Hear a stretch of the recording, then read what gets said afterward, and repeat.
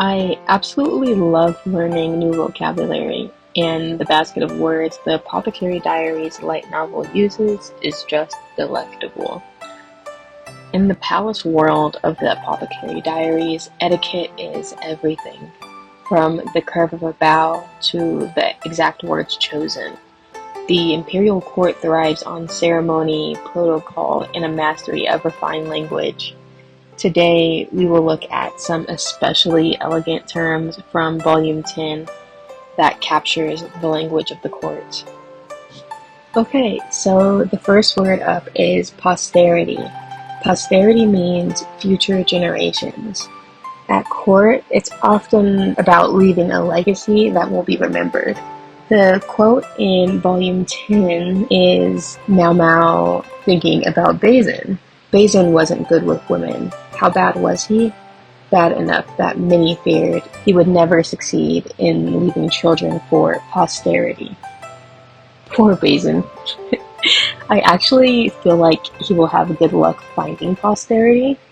At first he seems stiff and awkward, but you realize the authors meant for him to be that way.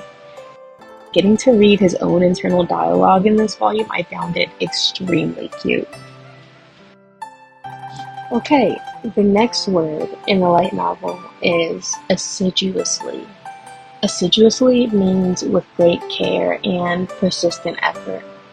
The quote from the light novel was Lahan's brother nodding assiduously at Mau Mau's explanation, although the other two continued to look baffled. I find it curious how it was used in this example. Nonetheless, it is an elegant word indeed. We need not talk about how bad Lahan's brother has it either. Throughout the whole volume, I was like, oh my god, why? Why are they not using his name? And he worked so hard throughout the whole fiasco. Rejoinder is our next word of the palace. This word is a familiar one, especially where Miss Chu is involved. A rejoinder is a quick or witty reply, sometimes in debate, most often in this story dealing with silliness. Mau Mau had to pinch her lips tight together to make sure this rejoinder didn't come out of her mouth. The next word is countenance. Countenance is an old-fashioned way to say face or facial expression. In the novel, Mau Mau is processing what Nianjin said, thinking she couldn't countenance his actions. In formal writing, it often implies dignity or composure. At court, a neutral countenance can hide everything from boredom to political calculation.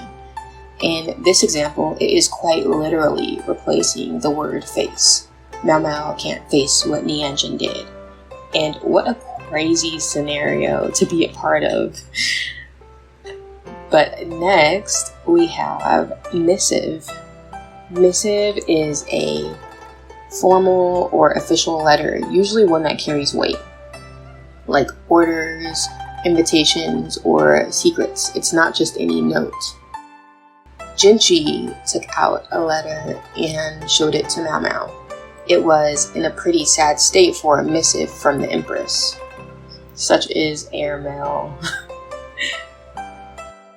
Solicitous means showing care for someone's needs. In the palace, it could be genuine kindness or just a calculated show of loyalty. In this case, you would expect solicitous concern to look like this. Or this. The quote was, "Yes, it must have been so hard for you. Look, you're positively tanned," said the quack, sounding like a solicitous uncle or something. He looked like at any moment he would invite Lahan's brother to snack time. Not exactly the life or death loyalty we were picturing, but it's a perfect reminder that solicitous can also mean overbearing or a silly concern. Credence means belief or acceptance that something is true. In the light novel, Junji says, if the wind readers were using pigeons, it would lend credence to that man Nianzin's story. I can't wait to see how the Wind Readers play their role in the story in the next volumes. Gyokyo's family ties are quite intriguing, though I wouldn't expect anything less from a character such as herself. Last but certainly not least in this quick vocab series is conjugal. Conjugal relates to marriage or the relationship between spouses.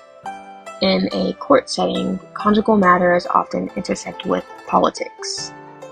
In this context, Mao Mao tells Miss Chu, "Miss Chu, we don't share the intimate details of our conjugal lives with other people."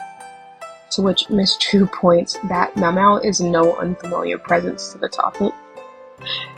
I have been enjoying this story even more with Miss Chu's extra weirdness.